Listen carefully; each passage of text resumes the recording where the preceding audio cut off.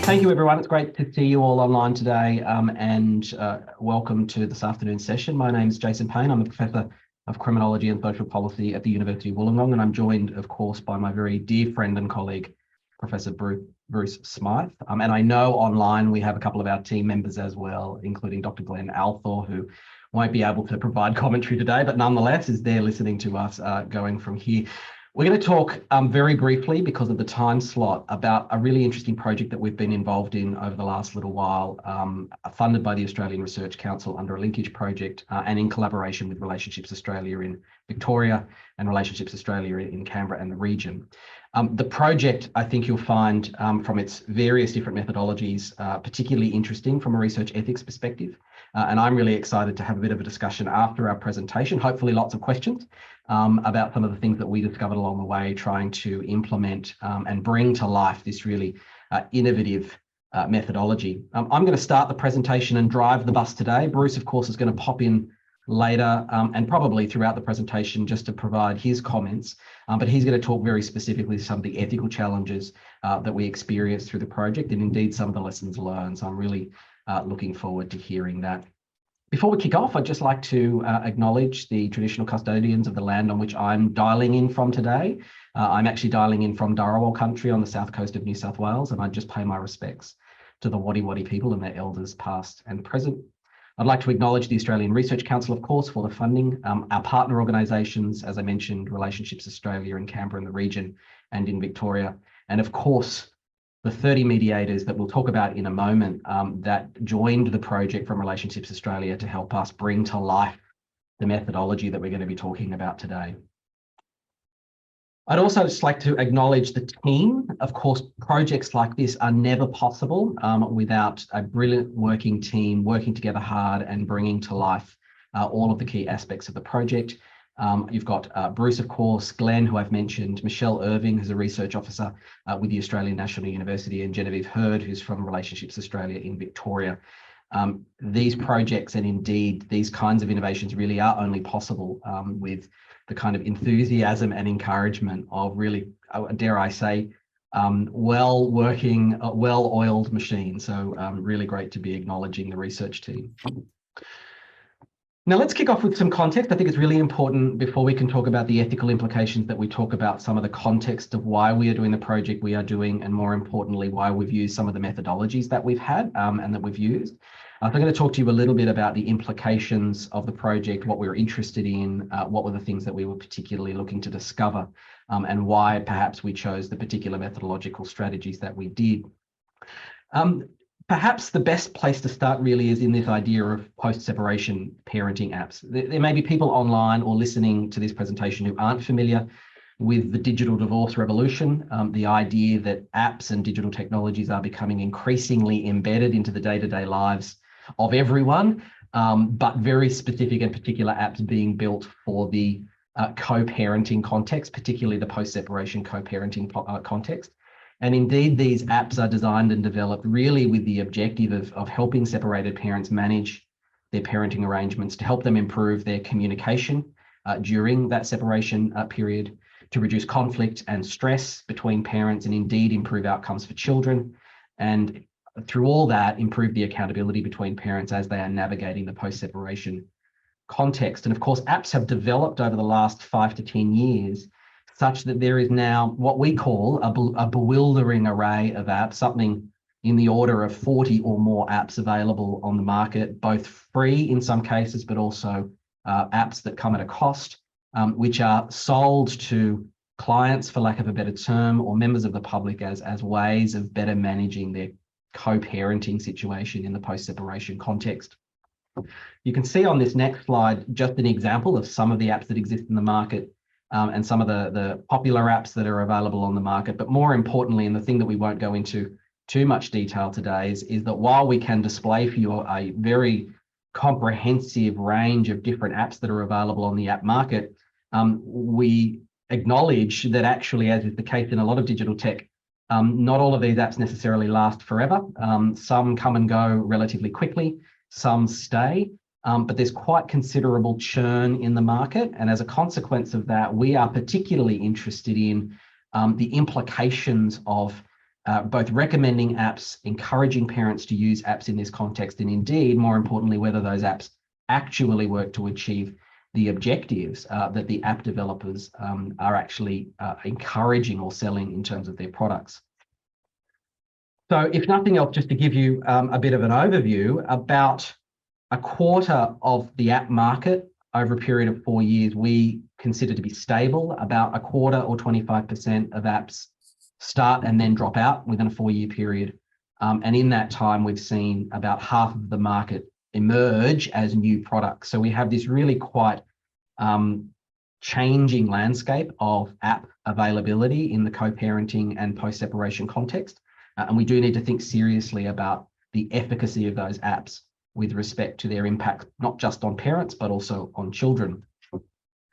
Our concern flowing from all of that is actually driven by a fundamental understanding that increasingly today courts are mandating app use, and lawyers and mediators are suggesting to separating parents that they should use apps, but are doing so in the absence of knowledge about how those apps work, any experience of using an app, and indeed any evidence of efficacy. So our argument, of course, is that family law professionals and separated parents really need a comprehensive and more nuanced understanding of the benefits and risks of apps and their features, particularly if they are to be recommending apps to clients, or worse still, mandating them in court orders. And of course, to do that, we really need independent evidence. So our project, the ARC-funded linkage project, really was designed to answer 2 questions. Which apps and app features are likely to be the most helpful in managing high conflict, in particular and including deep hatred where that exists? And the second question is, which apps are the most affordable, accessible, secure, and safe to use? The outcomes of the study, as I said, funded by the ARC, was for us to develop a web app advisor, which suggested app features for different situations and contexts, to be able to list the benefits and risks of different features embedded within those apps, to develop, and this is the really key part for today's presentation, to develop a new methodology for assessing apps, and to set clear, practical, evidence-based recommendations to create and improve apps. And then finally, and we may get a chance to talk about it at the end, but to develop a randomized control trial to actually test the efficacy of specific features within those apps. It was a 2-year study. It involved a practitioner survey, an app evaluation, and a user survey, 3 core methodologies in just 2 years. It was an incredibly rapid timeline, but it needed to be for the very reason that we mentioned earlier about the churn of apps on the market. So in order for the project to have relevance and currency, we really needed to bring this project to life very quickly. So 3 core methodologies over 2 years. But the one we're going to talk about today in more detail is the app evaluation, because it's the most innovative of the methodologies. And the real question ultimately for the app evaluation and usability study was, what can the apps do, and to what extent do they do them well from the perspective of practitioners who work on a day-to-day basis with families who are in conflict or in crisis, or who are separating and trying to navigate the complexities of that post-separation landscape. Bruce, jump in at any time. You're always welcome to do so. I'll keep going until we get to the ethics component. But just to give you a bit of an overview, the evaluation started with an identification of an app inclusion pool, inclusion-exclusion criteria, i.e. which apps were we going to use for the purposes of the evaluation. We then developed an allocation method, which was randomized to the best of our ability, where we randomized apps and raters, and indeed the roles that people were playing within the context of the evaluation process. We conducted lab and in-field experiment structured role plays. In particular, to explain, we had family dispute resolution practitioners in pairs. These are our professionals who know the ins and outs of family communication post-separation. And they are involved in a 3-way Zoom plus Loom screen catcher for 90 minutes, where they actually worked practically through using an app and evaluated its elements along the way. And all of that led through to a rating tool and a human-computer interaction method, where the FDRPs, in this case, our professional raters, then told us very specifically about not just their experience in that context, but what they might imagine are the risks and benefits of those particular features going forward. Stage 2 of the evaluation, of course, was the 10 popular apps. We identified the 10 most popular apps or the 10 most useful apps within the Australian context as the foundation of our evaluation. And we had to buy a whole range of burner phones to then farm out to each of the family and dispute resolution centres where these evaluation trials were going to take place. Bruce can tell you a little bit about the ethics on this, but of course we bought a number of phones and tried using a single credit card to download a whole number of apps onto each of those phones. But of course, I think it was Google Play in the end started flagging us as potentially fraudulent behaviour, which of course wasn't the case, but nonetheless quite tricky. And Bruce has got, I'm sure, some anecdotes he can talk to about the challenges of then overcoming that, the restrictions that had been placed on credit cards and accounts with respect to downloading the apps. But the phones kind of got farmed out. They landed in the hands of the FDRPs, and then we got together to run the evaluation in pairs, as I'll go into a little bit more detail in a moment. Whole raft of app functions we were looking at: messaging, calendar sharing, expense tracking, the sharing of information and the downloading of reports. And we had structured dyadic role plays where each function was role played between two different roles, a parent A and a parent B. And in each of those role plays, each parent had a different role to play. And as a consequence, got an opportunity to experience the function of that app through the role that they were playing.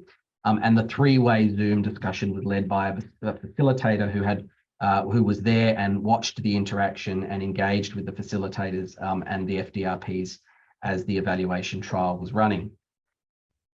This is just to give you a bit of an overview of the randomization process. So each of the apps, each of the parents, A and B, were randomized as best we could across a range of different dyads so that we could get an equal number of ratings across every one of the available apps or the chosen apps, with, of course, in the start out cells, a couple of overflow options just in case we missed out. So really quite complex in terms of working out who was going to evaluate what under the randomization procedures. But fortunately, we got there in the end, which is fantastic. Here's a bit of an example of what the actual evaluation would look like. So in this case, we had two family and dispute resolution practitioners working together. You'll see in the bottom left-hand corner the reason why Bruce has titled this presentation Cussing for Science. I won't necessarily read out the words, but you can see one of the key features of some of these apps is what's called a tone meter, or a sentiment analysis that identifies and reminds the user about the sentiment of their text. So of course, Cussing for Science was a really important element of this. But in this case, we have parent A and parent B both working through the role play, and our research officer in this particular instance, Michelle Irving, who was facilitating the activities. I should actually also point out that key part of the data collection was, of course, not just the recording on Zoom, but I mentioned earlier the word Loom. Loom is a on-device screen capture or screen recording facility. So not only were we able to capture, with the consent of the FDRPs, the Zoom recording of them actually participating in the evaluation, but equally what was happening on their screens. And then after they did all that, as I mentioned earlier, they head into a rating tool where they got to tell us just exactly what they thought about the app, what their experience was, and some of the thoughts they had about its risks and benefits.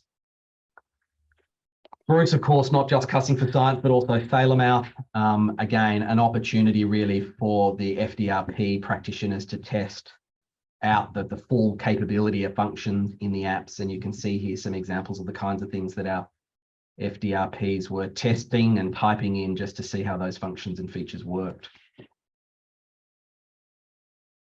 So overall, we have not just a dizzying array of apps on the Australian app market for co-parenting, but we also have a dizzying array of data that's flowed through from our methodology. We've got behind the scenes data, we've got the Zoom data, the direct observations, the three-way Zoom discussions, which are transcribed, the Loom capture, and the rating tool data, and indeed the facilitator notes on each trial.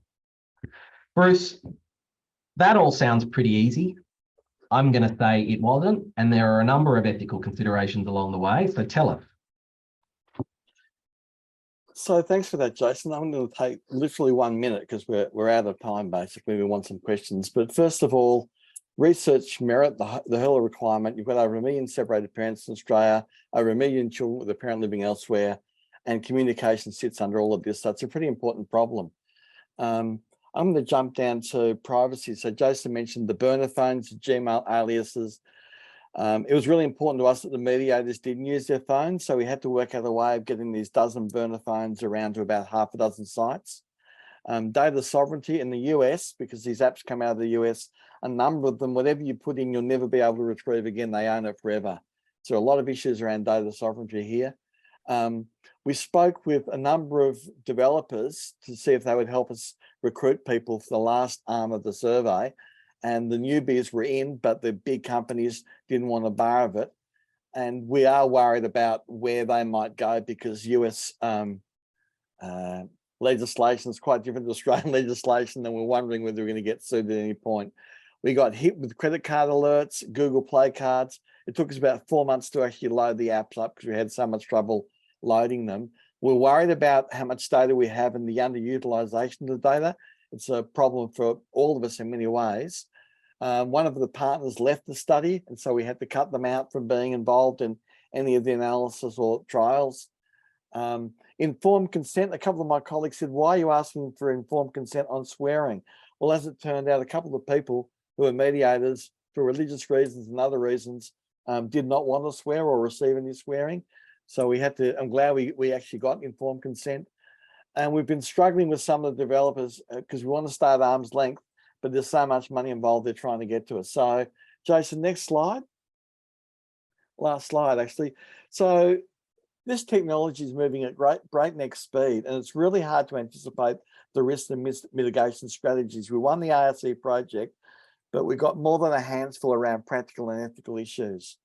They've stretched the team in many ways. We've used first principles to try to work through the complexities of these issues in a human-computer interaction method, and we've tried to keep the design quite flexible. We needed time, but the reality is there hasn't been any time. Thanks for listening. Okay, thank you very much. And you did a fantastic job getting through that in 20 minutes. In fact, less than 20 minutes. I'm really impressed. We've got a couple of questions. One is a very straightforward one, except I don't know the answer. Do burner phones exist in Australia? So when we say burner phones, these were phones that we just bought, but took extra care around how we put the SIM cards in, the Gmail aliases and everything else, so that basically they could be traced back to the research officer, but that was it. Okay, and the second question from Natasha is, I'm interested in the methodology of transcribing the conversations and what technology or program you used and what its accuracy is. Yeah, so for the last 15-minute Zoom, basically, I listened to every session. So it's about 90 hours of listening there, and I took notes, and quite a few of the team, we siphoned off 10 or so of these Zoom sessions to everyone as a cross-check. The last 15 minutes, I actually just, in the end, I've used lots of transcription services. I just jumped on Word, dictaphone, let Word have a go at it, and then I worked my way through it. And that worked pretty quickly and pretty well. And of course, as you know, when you transcribe, you're actually doing analysis. So it worked really well. Okay. There are lots and lots.